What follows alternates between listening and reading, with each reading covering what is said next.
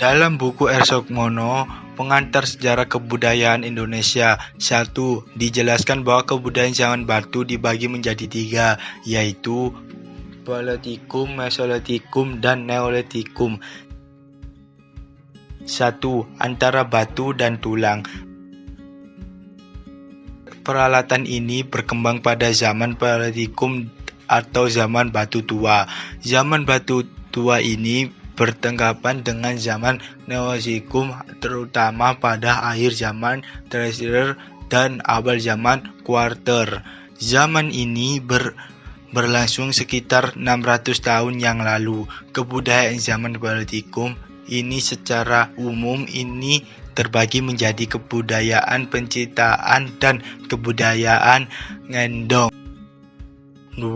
Antara pantai dan gua. Zaman batu terus berkembang memasuki zaman batu Madyah atau batu tengah yang dikenal dengan Mesolitikum.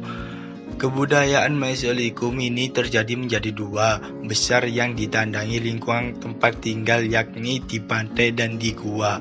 A. Kebudayaan Kejokan Modenger. B. Kebudayaan Abrissausro.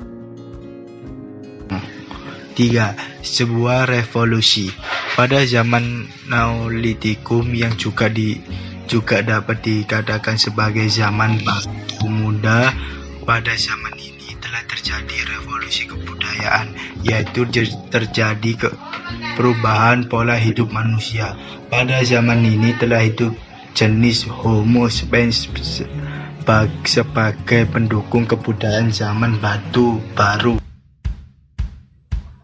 Dari berburu, meramu, sampai bercocok tanam, hidup mereka umumnya masih bergantung pada alam. Untuk mempertahankan hidup mereka, menerapkan pola hidup nomaden atau berpindah-pindah, tergantung dari bahan makanan yang tersedia. Mereka beristirahat, misalnya di bawah pohon besar. Mereka juga membuat atap dan sekat tempat beristirahat dari daun-daunan. Mereka hanya mengumpulkan dan menyeleksi makanan karena belum dapat mengusahakan jenis tanaman untuk dijadikan makanan. Mereka tidak dapat mengumpulkan makanan, tetapi mencoba memproduksi makanan dengan menanam. Kegiatan bercocok tanam dilakukan ketika mereka sudah mulai bertempat tinggal, walaupun masih bersifat sementara. Mereka melihat biji-bijian sisa makanan yang tumbuh di tanah setelah tersiram air hujan. Apa yang mereka lakukan di sekitar tempat tinggalnya, lama-kelamaan tanah di sekelilingnya habis dan mengharuskan pindah. Mencari tempat yang dapat ditanami. Ada yang membuka hutan dengan menebang pohon-pohon untuk membuka lahan bercocok tanam. Kemudian berkembang ke alat lain yang lebih baik. Dengan dibukanya lahan dan tersedianya air yang cukup, maka terjadilah persawahan untuk bertani. Sistem kepercayaan. Mereka percaya pada kekuatan lain yang kuat di luar dirinya. Mereka selalu menjaga diri agar tetap dihormati. Kedatangan Deutero dan Proto Melayu. Menurut Saransis bersaudara, penduduk asli Kepulauan Indonesia adalah ras berkulit hitam gelap dan bertubuh kecil. Beberapa penduduk asli Kepulauan Indonesia tersisa dan menetap di daerah-daerah pedalaman, sedangkan daerah pantai dihuni oleh penduduk pendatang. Penduduk asli itu disebut sebagai suku bangsa Veda oleh Saransi. Mereka mempunyai hubungan erat dengan nenek moyang Melanesia masa kini dan orang Veda yang saat ini terdapat di Afrika, Asia Selatan, dan Oseania. Mereka membawa budaya perkakas batu. Mereka datang dalam 2 tahap. Mereka itu oleh Saransi disebut sebagai Deutero dan Proto Melayu.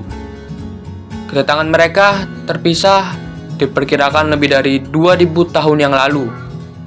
Deutero Melayu merupakan ras yang datang dari Indonesia bagian utara. Deutero Melayu membaur dan selanjutnya menjadi penduduk Kepulauan Indonesia. Periode migrasi itu berlangsung berabad-abad, kemudian mereka berasal dalam satu kelompok ras yang sama dengan budaya yang sama pula. Budaya mereka berupa Neolitik yang lebih maju dan belum mengenal perkakas dari logam. sekitar 170 bahasa yang digunakan di Kepulauan Indonesia adalah bahasa Austronesia. Bahasa itu kemudian dikelompokkan menjadi dua oleh Saransi, yaitu bahasa Aceh dan bahasa-bahasa di pedalaman Sumatera, Kalimantan, dan Sulawesi.